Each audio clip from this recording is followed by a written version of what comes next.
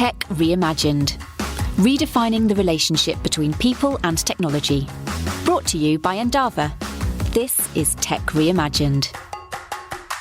Hello, you're listening to Tech Reimagined. I'm Bradley Howard, and in part one, we had a lively discussion about data and everything you can do with it in a business.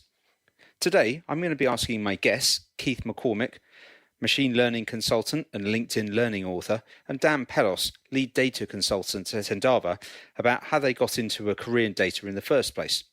Let's start with you, Keith. Tell us about your career. Well, when I was an undergrad, I studied computer science, and I didn't take a ton of statistics classes. I took a couple because I had to, and to be candid, I wasn't particularly fond of it. But then I was on a project where I was analyzing data and applying statistics, most of which I then taught myself because I hadn't, frankly, been paying careful attention in the stats classes. But once I started actually using it, I became quite fond of it. I thought, this is really interesting. So where am I going to take this? And I contemplated PhD work, not in statistics itself, but in an applied field. And of course, one thing leads to the other because PhD work takes so long. And I was really just in the early stages. I physically relocated to a different part of the United States where I still live and started to take some classes and just get settled. This is in my late 20s. And I got a chance to teach some statistics software classes for SPSS, and it was really just a way to pay for the bills, to make a little bit of extra money on the side. But I discovered before long that it gave me everything that I thought I was trying to seek by getting the PhD, which was a career spent teaching and researching. So I just really loved teaching these statistics software classes. And I'm about 5 hours drive from Washington, D.C., and Washington, D.C. is overflowing with statistics and statisticians. So that's where I would typically travel, but I was traveling all over the country and eventually all over the world. And for about 10 years, although I was an independent contractor, I was essentially a full-time statistics software trainer. But that started to move into machine learning because the same company, SPSS, acquired a smaller company that made a predictive analytics platform. And it was still fairly new to do machine learning on laptops those days. It was starting to be democratized, I guess is the term that people would use now. And that turned itself into consulting. And now all these years later, I'm doing very similar work. It's just that I tend to work with the folks that run the teams and help them build and hire and train their teams more than building the models itself. And it's been that way for the last several years. That's been the focus of my consulting, is more on the team leadership side. And now you're a LinkedIn learning author. What does that mean, and how did you become one? Oh, well, that's just one of those things that often happens in a career where you kind of get this surprise. So in 2013, at that point, I'd been training for so long that I was pretty well known in the SPSS community, and I got together all my friends that were also experts in this predictive analytics platform, and we worked together on a book. I mean, this was truly a cast of thousands. This was 5 authors, 5 technical reviewers, other people were involved, and it was a niche, book, but it was popular.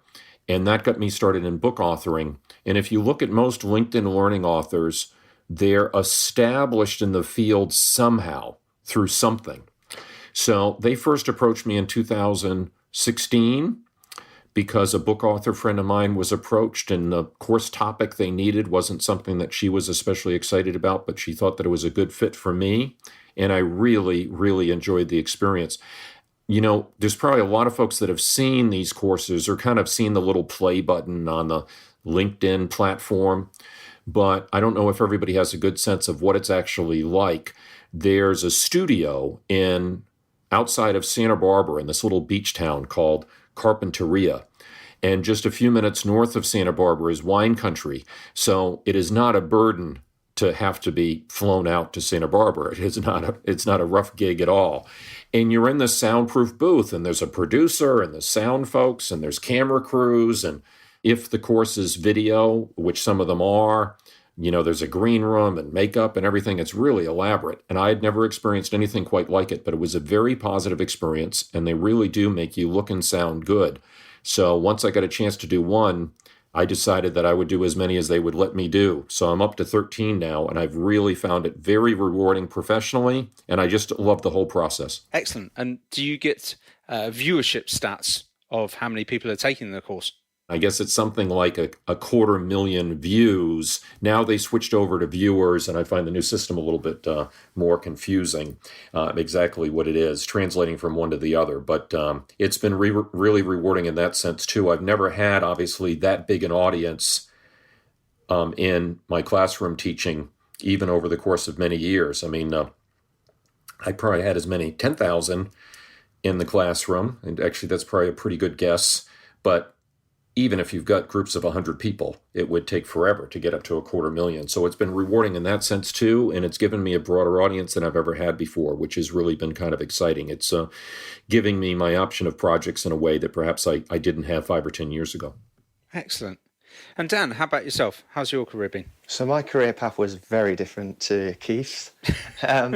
So I was working as a busy gigging musician, living at home with my parents, and I probably don't think my parents probably necessarily thought that a full-time musician would probably pay all of the bills. So I remember once I was sat in the lounge and my mum came in with the local newspaper, and in there was a job advert for a junior computer programmer, no experience needed. This was kind of very early noughties. So she kind of pushed me into going for it a little bit, just seeing how it was going. It was on the doorstep from where we lived at the time. So I went for it, managed to get the job. And the first day that I started the job, a guy started the same day. He just walked out of a 3-year computer science degree. So I was like, well, how on earth am I going to be comparable to this guy who's got a full degree and I didn't have one? I've kind of pretty much self-learned the guitar and other instruments throughout my life. So I thought, I'm sure I can self-learn a career. That's what I did. I started really kind of looking into understanding the job, the role, the business, data in general. And fortunately, the guy who started the same day as me, he was really good, helped kind of walk me through some of the basics. I was working with a good team at the time, and I was just really keen and eager to learn and to keep my head above the water, really. And that's kind of the way I've been kind of focused throughout the past 20 years of working with data. It's been a pretty fast career growth ever since. I've made some fairly risky decisions along the way, moved out of my comfort zone. So I've done some career coaching, and I've talked about this a number of times, and you know, saying to people that I've done fairly well from not really having a degree or anything to being fortunate and where I am at the moment, and just a lot of hard work along the way. You know, it's been really good fun. Like I said right at the start, I've worked across multiple industries, so I've got a good grasp of how different industries work, and that's mainly through the fortunate career decisions, because I didn't necessarily know I was going into that when I was applying for jobs. So what different types of companies have you worked for? So I work for software vendors, so companies that build data products, and I've kind of been consultancy for them, so going out and trying to sell out the different products through data to understanding the business needs of the requirements. So I've been a business analyst. And I've worked through for marketing solutions software companies as well, so where they're very much the vendors, similar to how Endava operate and work for a number of different organisations and do work on their behalf through data. And during the hours 9 to 5, you were a data star, and then between 5 and 9, you were a rock star, which probably works well in terms of day and night time. But how do you manage both of those? So a number of people ask me the same question, and really, I don't know any different. It's just something I've always done, and you know, I very much see performing on stage in front of hundreds and hundreds of people. It may sound silly, but it's the way I release any kind of stress, just give off just it's my release. Getting out and singing in front of people is really good on that. And I actually looked into it as well over the years. I did some research just out for my own interest about how my brain, so a musician's brain, can be applied in the sort of work I'm doing at the moment, how I can use that to my advantage. And musicians appear to have highly connected left and right hemispheres of the brain due to the way they listen and process music, so breaking down musical instruments and understanding what's going on.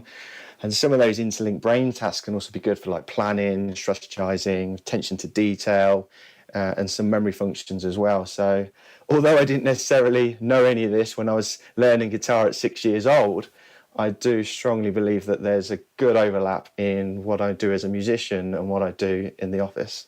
You talked about how you didn't go to university, and before that Keith talked about how he did a PhD. Do you think that young people entering the workplace now can manage to get a job without a degree, get a job in computing? So again, I've done a number of small talks around career coaching, and that obviously pops up quite a lot. Do I need to go and study and learn? And obviously, yes, you do. But I haven't, and I've learned a lot through experience. So my career is being built up and brought in views by experience. So obviously things are different now than they were kind of 15, 20 years ago. But I've never struggled with not going to university to being able to do my day job. I just want to jump in to clarify that I actually never did pursue the PhD because I enjoyed the software training gig so much that I just kept on doing that.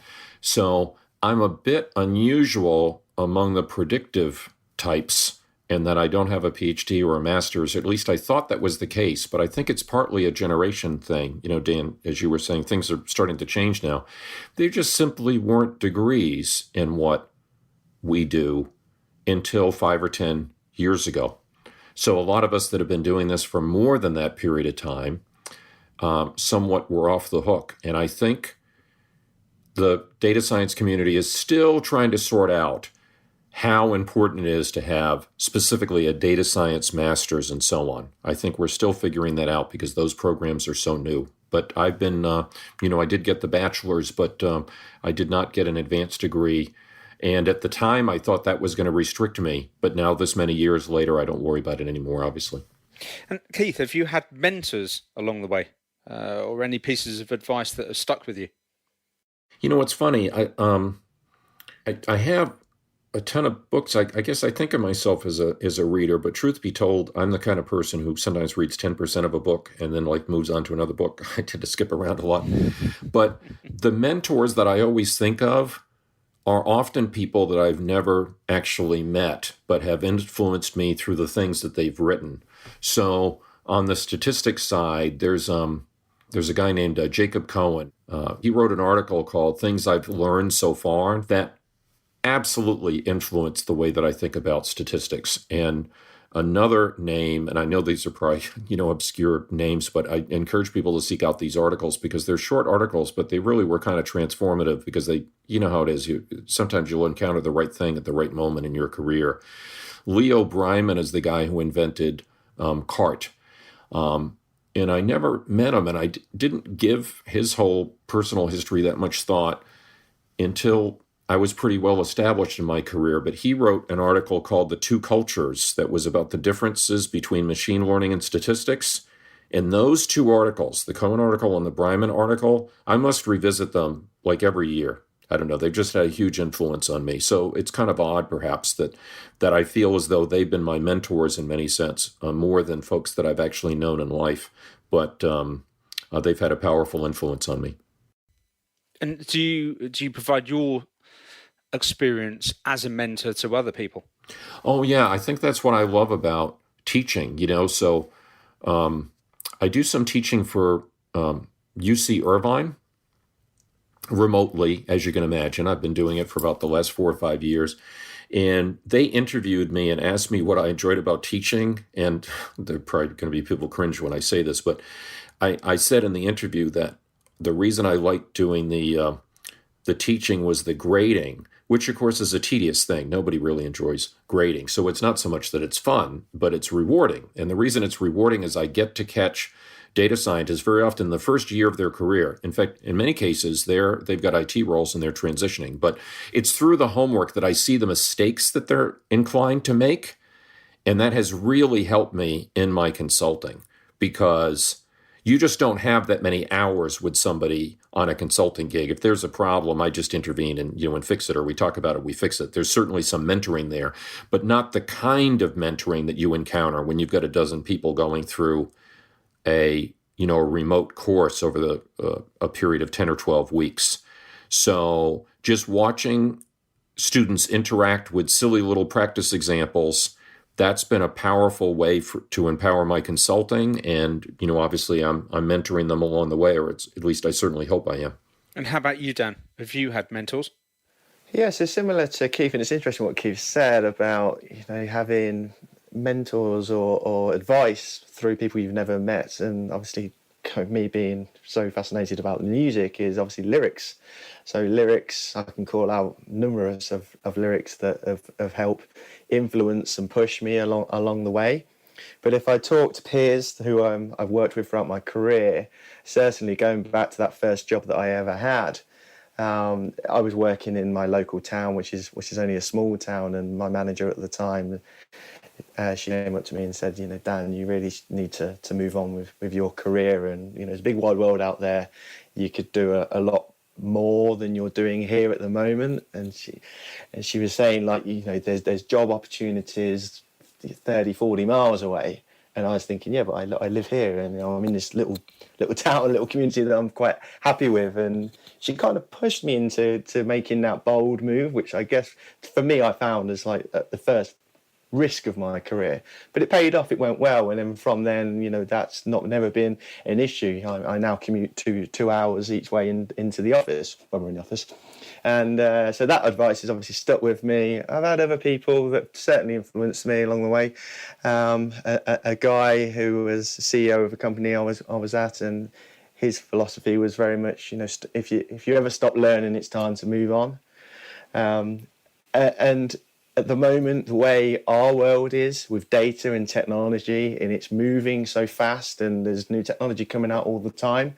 And working with Endava, where we're actually using so many different of the latest technology, we can, I'm never going to stop learning. It's fantastic, and I love and I embrace it, and I grow with it, and I want to learn, and I want to stay up to date with all the modern technology, what's going on, and the way data is evolving rapidly. I guess the final person who's really helped me along with my career was a guy who again saw potential in me, and he moved me across with him from two businesses that he ran, which was obviously very rewarding and privileged by. Lovely. And do you read any business books or listen to any podcasts, Dan? If I'm being truthful, no, not really. I obviously do, so mentioning the Flipboard app earlier, so I like to stay on top of the news in technology, in business and in data.